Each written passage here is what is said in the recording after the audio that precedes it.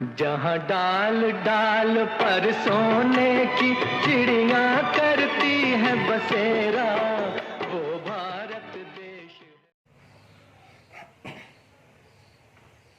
नमस्कार मित्रों, Varun art maths में आप लोगों का स्वागत है। आज हम लोग प्रोनाउन चैप्टर को पढ़ेंगे। प्रोनाउन चैप्टर में जो शेष क्वेश्चन रह गए हैं उसी के बारे में हम लोग को पढ़ना है। इसके पहले आप लोग प्रीवियस वीडियो जो भी स्टूडेंट्स नहीं देखे हैं वे लोग देख लीजिएगा, उसके बाद इसको देखना प्रारंभ कीजिएगा, अधिक से अधिक आपको समझ में आएगा। तो चलिए आज की क्वेश्चन हम लोग स्टार्ट करते हैं। एक बात और कहनी है कि जो भी बच्चे अभी पहले मेरे वीडियो को देख रहे हैं वे लोग कंप्लीटली वीडियो देखें, उसके बाद अच्छा लगे तो बिल्कुल लाइक शेयर सब्सक्राइब जरूर कर लें। उसके बाद देखेंगे तो आपको फायदा ये होगा कि जैसे मैं वीडियो अपलोड करूंगा आपको सूचना प्राप्त होगी, ठीक है। और ये सब बात बताने की जरूरत नहीं है, आप तो जानते ही हैं, ठीक है। आइए देखते हैं। Every of the 5 children standing in the corner of the room is dexterous in paintings। ये सबसे जरूरी बात कि कुछ बच्चे ऐसे होते हैं कि कहते हैं कि उनको अंग्रेजी समझ में नहीं आती है या अंग्रेजी लिखा तो रहता है सेंटेंस, अर्थ नहीं निकाल पाते हैं। तो देखिए मेन समस्या ये नहीं है। एग्जाम में आपसे ये पूछा जाता है कि जहाँ प्रॉब्लम है तो कहाँ प्रॉब्लम है। अगर प्रॉब्लम पकड़ लीजिए और ए बी सी जो भी आपका आंसर है उसको अगर रंग दिए तो बिल्कुल समझिएगा कि आप योग्य हैं, क्वालिफाइड हैं, समझ गए ना। तो इतनी टेंशन लेने की आवश्यकता नहीं है। तो जो स्टूडेंट्स अर्थ नहीं लगा पाते हैं वे लोग ही टेंशन नहीं लें, और जो लोग लगा लेते हैं अर्थ तो कोई बात नहीं, अच्छी बात है। लेकिन जो खुद को कमजोर महसूस कर रहे हैं तो बिल्कुल कमजोर महसूस न करें। हम ऐसे तरीके बताएंगे कि आप कितना भी कमजोर इंग्लिश में क्यों ना है, एग्जाम में क्वेश्चन आपसे बनेंगे, जरूर बनेंगे। इसलिए चैप्टर वाइज जो आपको मटेरियल प्रोवाइड किया जा रहा है बिल्कुल इसको अध्ययन कीजिए, पढ़िए और उसके बाद क्वेश्चन बनाइए, देखिए आपको मजा आता है कि नहीं, ठीक है। चलिए ठीक है, आइए देखते हैं। Every of the 5 children standing in the corner of the room is dexterous in painting। पहले एवरी के बारे में हम लोग जानते हैं।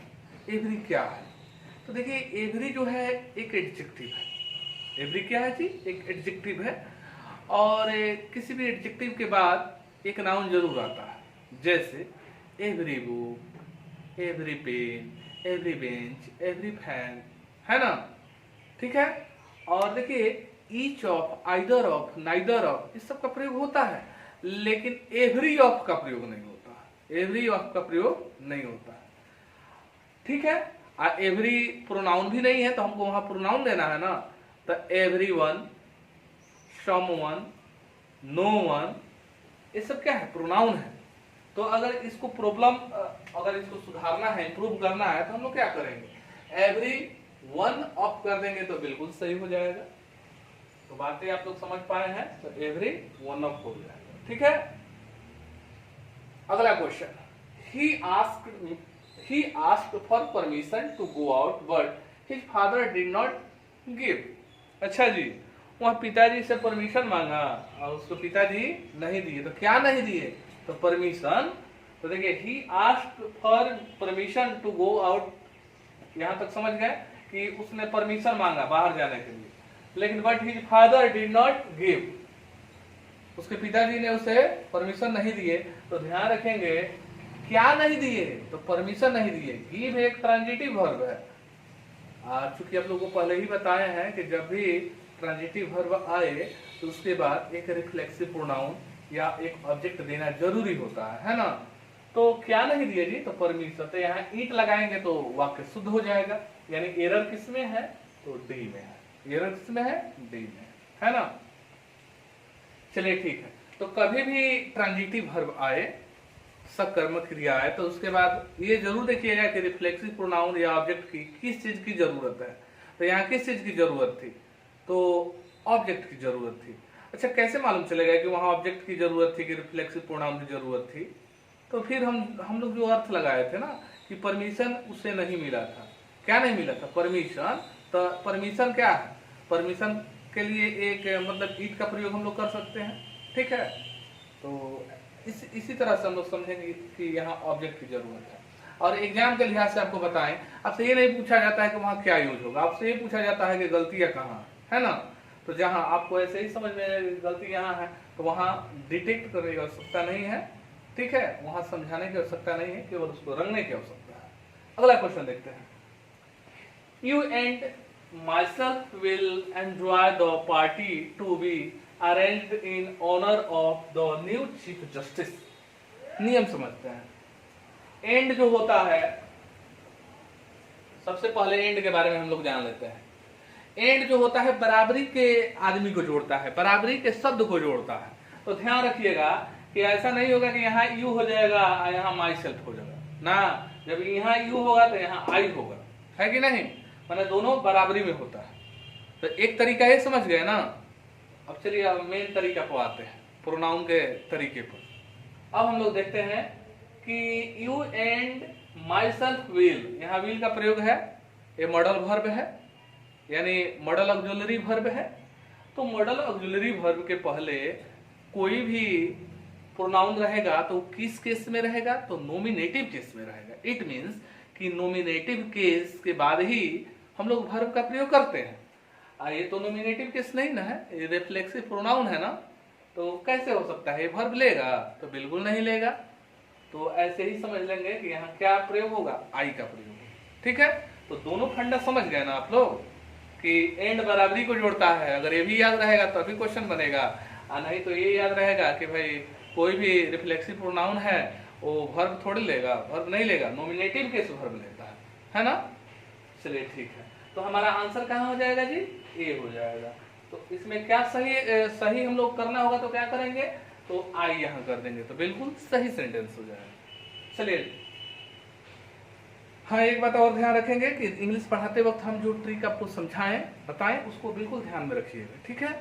वो क्योंकि उससे बहुत सारे क्वेश्चन सॉल्व होते हैं। ये एंड वाला जो हम आपको फंडा बताए हैं कि एंड बराबरी को जोड़ता है, ये हर जगह बहुत जगह पर आपको देखिएगा कि इसका प्रयोग हम करेंगे, और आप लोग किसी भी चैप्टर में, अदर चैप्टर में भी इसका फायदा आपको मिलेगा, ठीक है। आइए देखते हैं। They who are in this room should not move from the place where they are standing, said the leader of the criminals।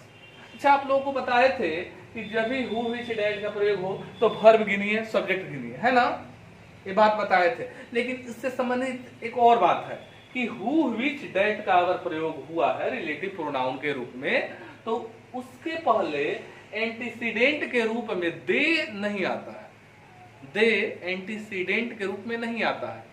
तो दे की जगह पर हम लोग दोज लिख सकते हैं, क्या लिखेंगे, दोज। तो इसको तो आप लोग ऐसे ही पकड़ लीजिएगा, तो फिर आपको वर्ब गिनने की आवश्यकता नहीं पड़ेगी। अब वर्ब भी गिनिएगा तभी आंसर में जाइएगा, तभी आपका आंसर ए होगा, ठीक है। तो पहले हम लोग मेन फैक्ट जान लेते हैं कि हु के पहले एंटीसीडेंट के रूप में दे का प्रयोग नहीं होता है, दोज का प्रयोग हो जाएगा। अब देखिए एंटीसीडेंट किसको बोलते हैं, तो जो बच्चे नहीं समझ पा रहे हैं वे लोग समझे कि रिलेटिव प्रोनाउन के यानी हु व्हिच दैट के पहले जो भी नाउन या प्रोनाउन आता है उसको हम लोग एंटीसीडेंट बोलते हैं। क्या बोलते हैं, एंटीसीडेंट बोलते हैं। बातें क्लियर हो गई ना।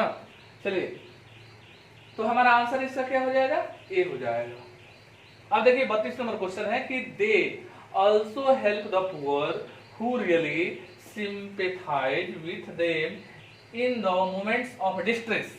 अच्छा जी, तो इसके पहले हु के पहले क्या है, पुअर है, तो बिल्कुल सही है, यानी कि हमारा वो वाला प्रॉब्लम नहीं है जो इसमें प्रॉब्लम था, है ना।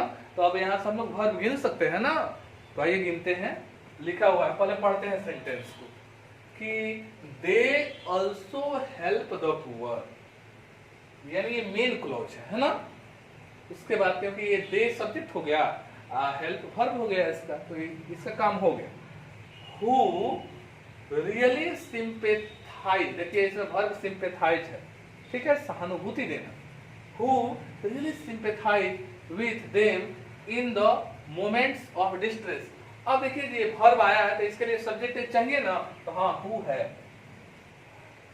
इसका मतलब है कि इस इस सब्जेक्ट का वर्ब यहाँ है, ये जो है जो हु इसका यहाँ है, और कोई सब्जेक्ट और वर्ब है ही नहीं। इसका मतलब दोनों का जोड़ा लग गया ना, इसका मतलब है कि इसमें कोई गलती नहीं है, तो हम आंसर दे देंगे ई। ठीक है, अगर यही जोड़ा नहीं लगता कि एक वर्ब बच जाता तो जोड़ा नहीं लगता, जोड़ा नहीं लगता तो फिर गड़बड़ियां शुरू हो जाती। ठीक है, तो वही बात है, इसको ऐसे समझेंगे कि 3 कुर्सी है तो 3 व्यक्ति बैठेंगे ही बैठेंगे, ऐसा नहीं कि एक को खाली रखा जाएगा, माने प्रश्न के लिहाज से, ऐसे तो आदमी एब्सेंट हो ही जाता है। चलिए देखते हैं अगला क्वेश्चन।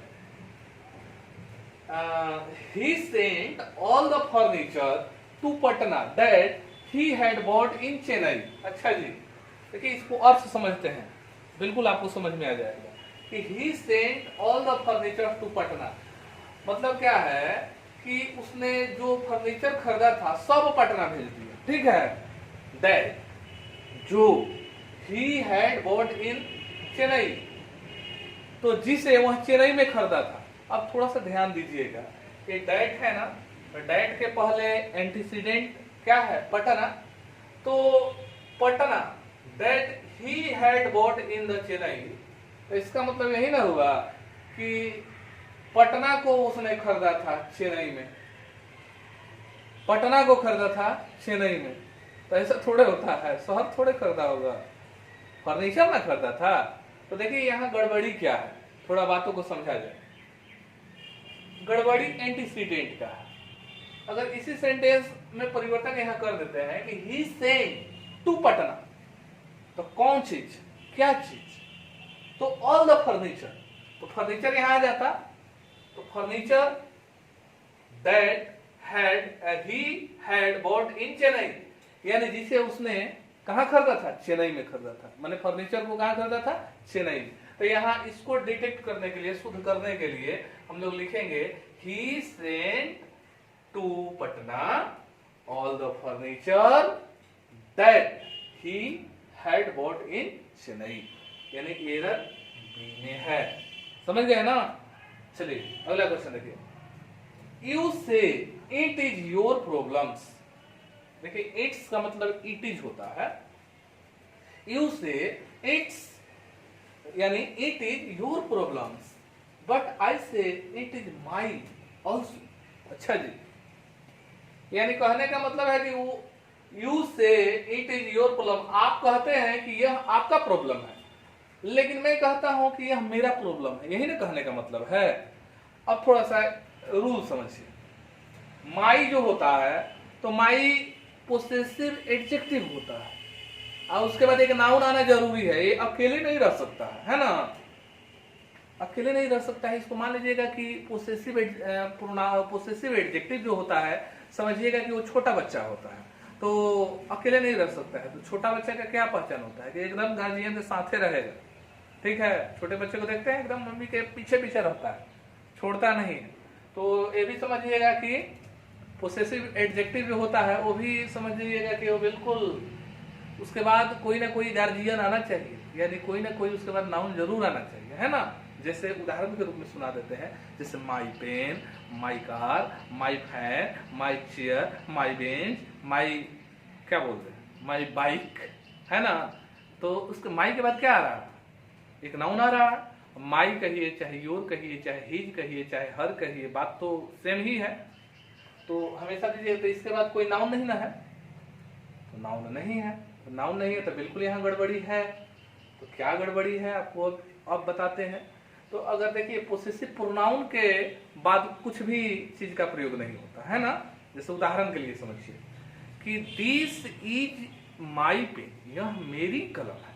अब कहा जाए कि यह कलम मेरी है, तो दिस पेन इज माइन, क्या होगा, माइन, यानी यहाँ पोसेसिव प्रोनाउन की जरूरत है, माइन कर देंगे MINE, तो बिल्कुल ये सही सेंटेंस हो जाएगा, है ना। यानी एरर कहाँ है, डी में।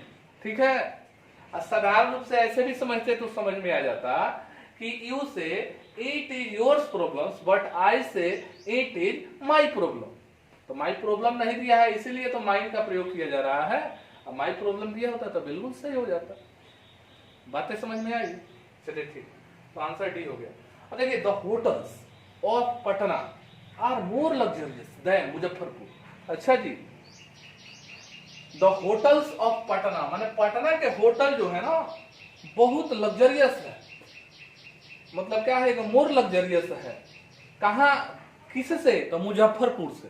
तो मुजफ्फरपुर से नहीं ना, मुजफ्फरपुर के होटल से, क्योंकि होटल की तुलना होटल से होगी, शहर की तुलना शहर से होगी, यानी तुलना बराबरी में होती है ना।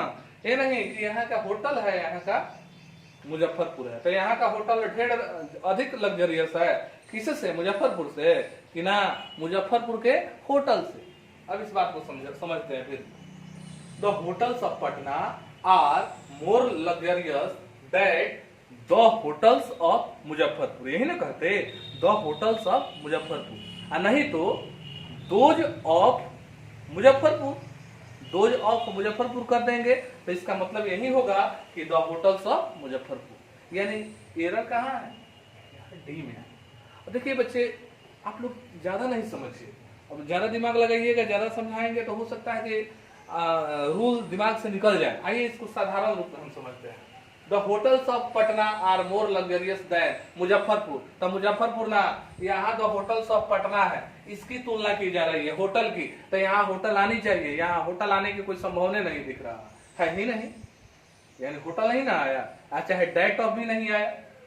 अगर डाइट ऑफ नहीं, क्योंकि यहाँ प्लुरल होटल्स है, तो दोज ऑफ भी नहीं आया, और न फिर होटल की चर्चा है। इसका मतलब गलती यही है।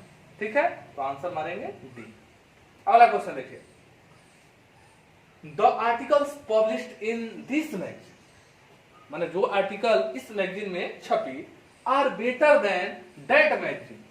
अरे तो दैट मैगजीन नहीं ना, उस मैगजीन से नहीं ना, उस मैगजीन में जो आर्टिकल छपा उससे तुलना हो रहा है। इसका मतलब भी यहां भी वही प्रॉब्लम है। अब चलिए इसको समझते हैं फिर से। The articles published in this magazine are better than the articles published in that magazine. कहना तो यही चाहिए ना कि the articles published in this magazine are better than the articles published in that magazine. तो ऐसा है तो ना, दैट मैगजीन खाली किया है, और यहां किया है दिस मैगजीन। तो दिस मैगजीन है ना, उसका आर्टिकल से ना मतलब है, तो बिल्कुल ही यही वाला प्रॉब्लम है डी में। समझ गए ना। तो कभी भी तुलना हो, कंपेरिजन हो, तो ध्यान दीजिएगा कि बराबरी का कंपेरिजन होता है। वहां आर्टिकल का बात की गई है तो यहां भी आर्टिकल की बात होनी चाहिए। ठीक है, क्योंकि मैगजीन से तुलना नहीं हो रहा है, मैगजीन का आर्टिकल है, जो उसमें आर्टिकल है उसी से तुलना किया जा रहा है ना। तो चलिए ठीक है, इसी के साथ आज की क्लास यही संपन्न होती है। फिर हम लोग नेक्स्ट क्लास में मिलेंगे, और आप लोग कोशिश ये करें कि मतलब क्या है कि वीडियो को अधिक से अधिक बार देखें, समझें, नोट्स बनाएं, जो भी रूल बता रहे हैं उसको लिख लें, ताकि एग्जाम में आपको काम देगा। और बिल्कुल मैं दावा कर रहा हूं कि जो भी बच्चे इस चीज को पढ़ रहे हैं वे एग्जाम में बैठेंगे तो बिल्कुल आप राहत महसूस करेंगे, और आप एग्जाम देकर आइएगा, तब फिर आप कमेंट बॉक्स में जरूर लिखिएगा कि सर ये आया था, है ना। हम अभी आपसे उम्मीद नहीं कर रहे हैं कि आप अभी कमेंट बॉक्स में लिखिए, भरिए, बिल्कुल नहीं, लेकिन आपको जब लाभ हो, फायदा हो, तो बिल्कुल लिखकर बताइएगा कि आपको फायदा हुआ, है ना। चलिए ठीक है, हम लोग नेक्स्ट क्लास में मिलते हैं।